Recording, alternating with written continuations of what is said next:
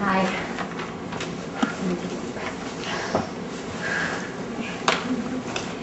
The year was 1990. The day, Thursday at 11:55 p.m. The place, Nikki's Barbecue in the Lower Gate of San Francisco. I'll never forget it.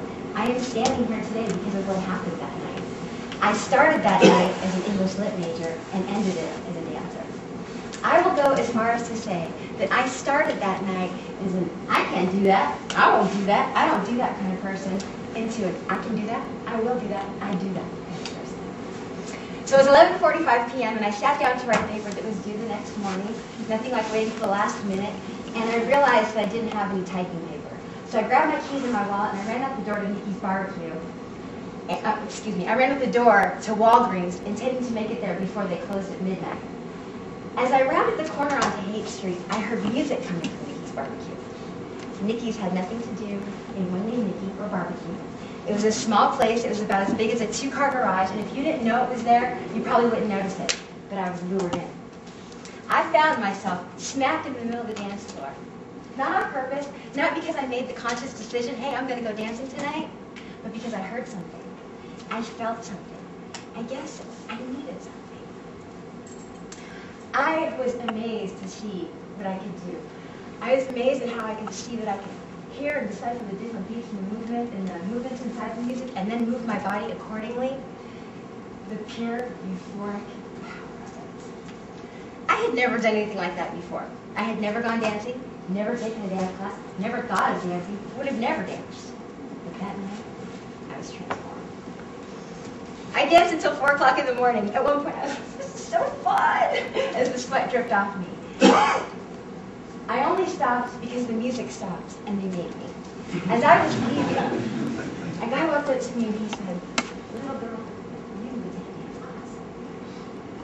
I slowly looked up at him and bam! Explosion in my head. But more importantly in my heart, I thought, a dance class?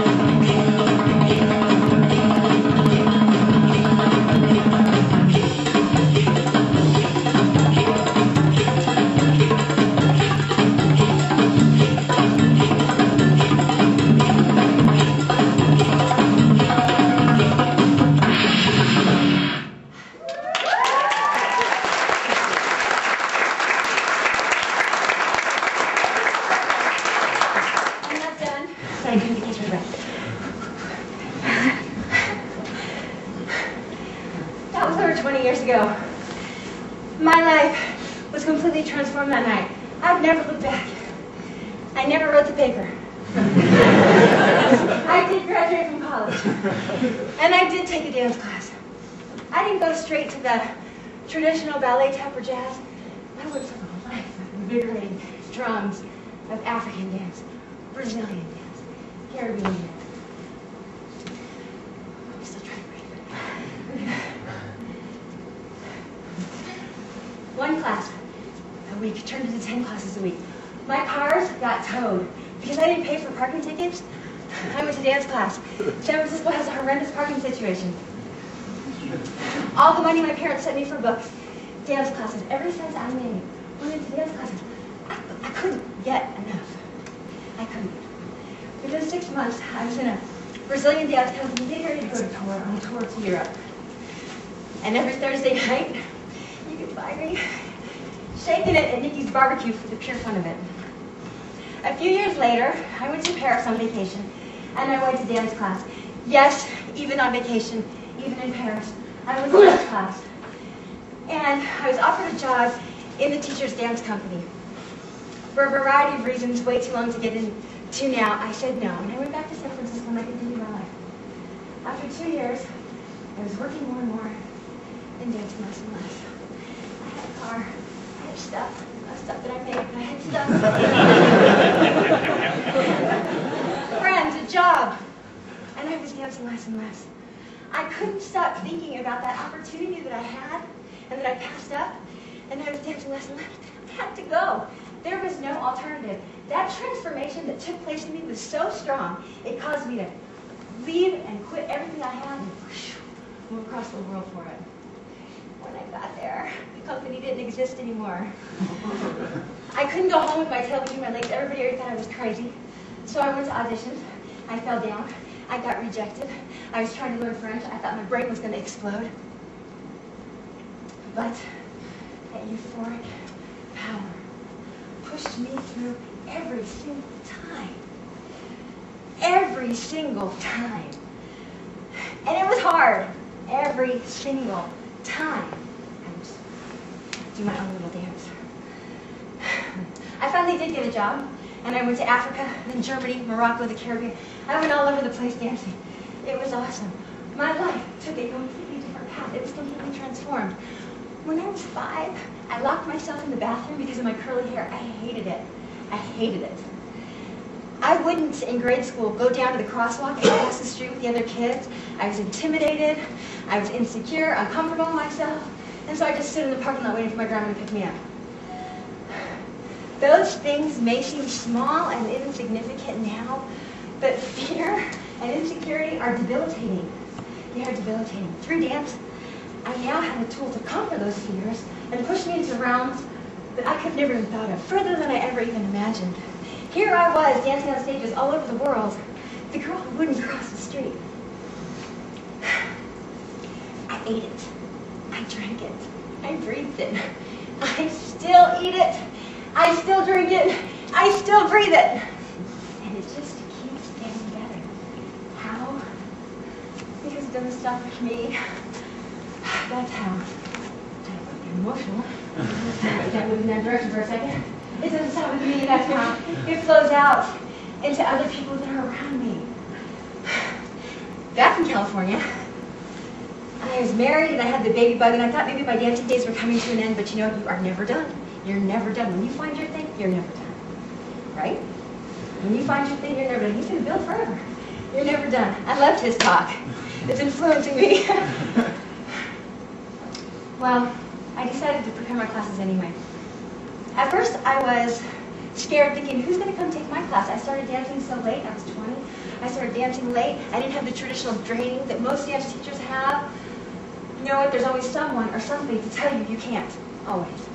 I put together some movement ideas, choreographies that came from deep inside my belly that I didn't know had been simmering all those years. All they needed were special spices to make them come to life. Those special spices are my students and the dance company that I have today. I'm the stock.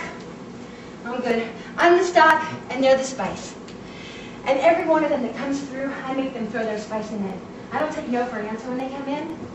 I make them grab it and give it every single time.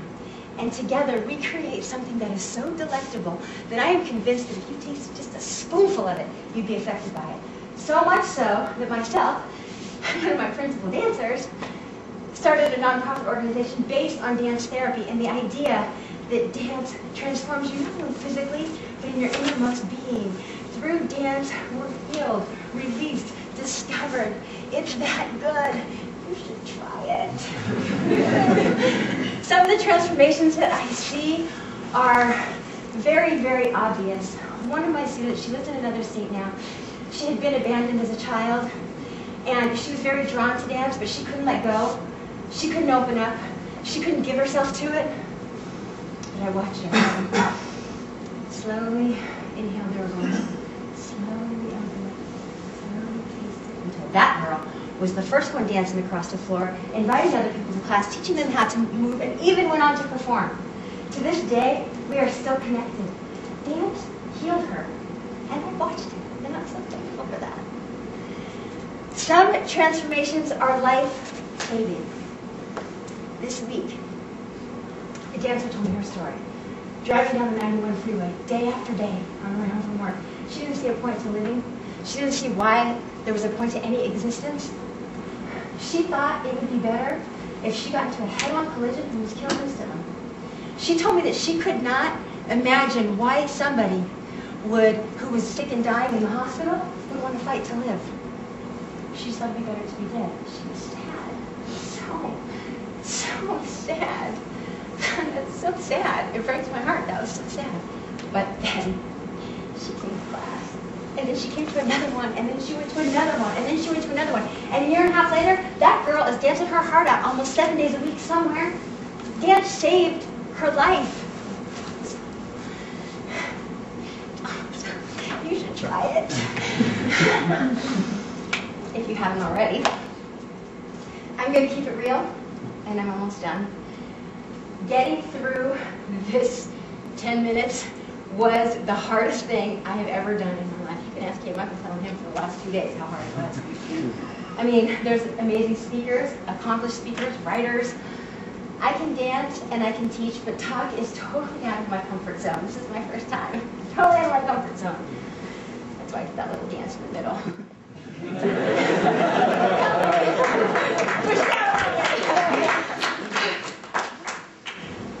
I was in an, oh my goodness, what am I going to talk about mode? And I had to go teach my class. I have to say I was discouraged. You know, fear does that. I went to the studio and I sat down and I watched the girls walk in. And I watched one of them walk in and she walked in, stopped, and looked straight at herself in the mirror. That's subtle. But before, she would look everywhere but the mirror. I noticed it. The next one came in, hooting and hollering. You might have heard her while I was dancing a little while ago. Hooting and hollering, getting everybody going. The next one came in doing her own little happy dance and put this bright red lipstick. She was ready to attack. And as I watched them, I realized they tasted that soup that we had prepared in class hadn't even started yet. Through their transformation, I danced myself happy that night. And the next morning, after a lot of prayer, I sat back and I remembered that night at Nikki's barbecue and that feeling. And it started building and shut. I conquered that fear to do this speech today, and I knew exactly what to talk about. Oh. Get my... Transforming power of dance. It is such a powerful tool. Dance heals. It transforms. It gives. I wonder how many more of us out there really are. How many more dancers there are yet to be discovered, uncovered, professional or not, doesn't matter. Maybe it's you. Maybe it's you. Or maybe it's you over there. Dance breathes. And that makes every day extraordinary. Thank you.